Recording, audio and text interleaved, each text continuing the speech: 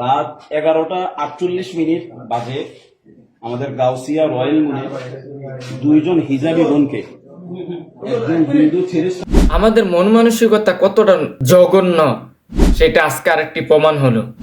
আমরা মুসলিম, আমরা গর্ব করে সারা বিশ্বে বলতে পারি আমরা মুসলিম, কিন্তু আমাদের মুসলিম বোনদেরকে কে বুঝাবে? আমাদের মুসলিম এক বোন আজকে গাউসিয়াতে দেখলাম লাল বিদা পরা একজন স্কুল সদস্যের সাথে আমরা পেয়েছি। তার সকল কিছু আমরা তথ্য উপাত্ত মোবাইল গেটে আমরা যা কিছু দেখেছি।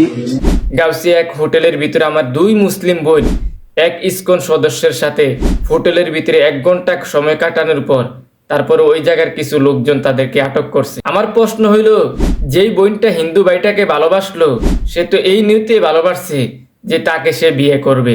আমার বোনটা কি জানে সে কখনো তার হিন্দু ধর্ম ত্যাগ করে মুসলিম ধর্ম গ্রহণ করে তাকে বিয়ে করবে না? আমার বোনটা কি জানে না এই দেশের ভিতরে ইসকনের একটা ষড়যন্ত্র নিয়ে ইসকনের সদস্যরা এই দেশের ভিতরে মুসলিম নারী তবে হিন্দুদের সন্তান ঢুকাই দিবে, এটার একটা প্ল্যান নিয়ে আসছে? এটাকে আমার বোনেরা জানেন না? আমার বোনদেরকে এতই অভাব পড়ছে মুসলিম ছেলের দেশের ভিতরে। একে তো রিলেশন করা পাপের কাজ, দ্বিতীয়ত হচ্ছে মুসলিমের সাথে কিভাবে আমরা মুসলিমরা রিলেশন করি। অথচ আল্লাহ পাক নিজেই বলছেন যে তোমরা কখনো বিজাতিদেরকে তোমাদের আপন মনে করো না। আমার প্রশ্ন হইল, তুমি বোন ঠিক আছে, তুমি হিন্দু ছেলের সাথে ভালোবাসছো, রিলেশন করছো, তার সাথে একান্ত সময় কাটাইছো বা কাটাইবা, ইসলাম ধর্মে তুমি হিজাবটাকে ব্যবহার করে কেন গেলে? তুমি বুরকাটা পরে কেন গেলে? তোমার দিকেতে আজকে যে মানুষগুলো তোমার দিকে আঙ্গুল তুলে কথা বলবে, আমার ওই ভালো যে বোনটি আছে মুসলিম বোন যারা হিজাব পরে থাকে, বোরকা পরে থাকে, তাদেরকেও আজকে মানুষ খারাপ বলবে। তুমি শুধু নিজের বদনাম করো নাই, তুমি আমাদের ইসলাম ধর্মটাকে তুমি নষ্ট করছো।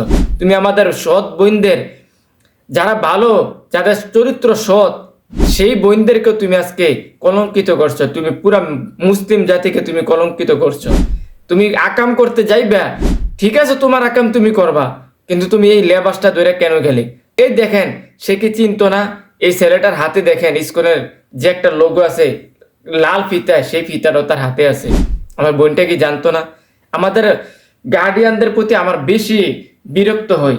আমরা কিভাবে আমাদের মেয়েগুলাকে কই যাইতেছে, কই পড়ালেখা করতেছে, কই কোচিং সেন্টার করতেছে, ক্লাস করে কি করে না, কোচিং করে কি করে না, প্রাইভেট পড়ে কি পড়ে না, আমরা সেগুলো একটু নজর রাখি না।